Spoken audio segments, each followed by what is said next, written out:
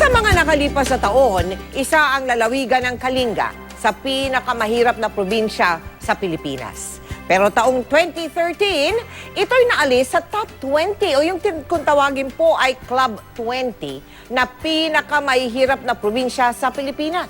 Ayon po yan sa National Statistical Coordination Board o NSCB. Bagamat bumaba na ang Kalinga sa ika-43 pwesto mula sa ika-15, hindi pa rin maikakaila na marami sa mga kababayan natin doon na naghihirap. Tulad ng pamilya ni Michelle na aming nakilala sa bayan ng Rizal. Panoorin po ninyo. Bit-bit ang gamit pang eskwela. Tinatahak ni na Army at Terence ang malawak na pilapil at maputik na daanang ito patungong eskwelahan. Si Terence nakapaalamang kapag pumapasok at ang kanyang nag-iisang notebook.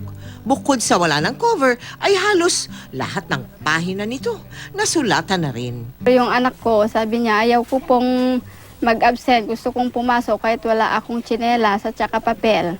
Basta gusto kong marinig yung mga salita ng mga guro. Bukod sa mga pananim na gulay, ang paglalako ng kuhol galing sa mga palayan ang tanging pinagkakakitaan ng pamilya.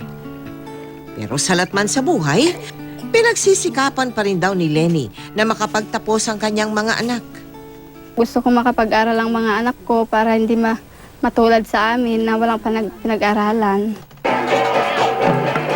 Sa isinagawang Give a Gift alay sa Batang Pinoy Christmas Project dito sa bayan ng Rizal sa Kalinga, ito ang unang pagkakataon na nakatanggap raw ng Christmas gift ang magkapatid.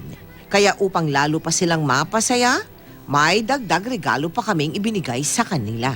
Pagyaman kami, TGMAT, pagkapuso, tiintid mo nga Christmas. Sa kabuuan, nasa 1,500 na bata ang ating napangiti dahil sa handog nating regalo sa iba't ibang lugar dito sa Kalinga.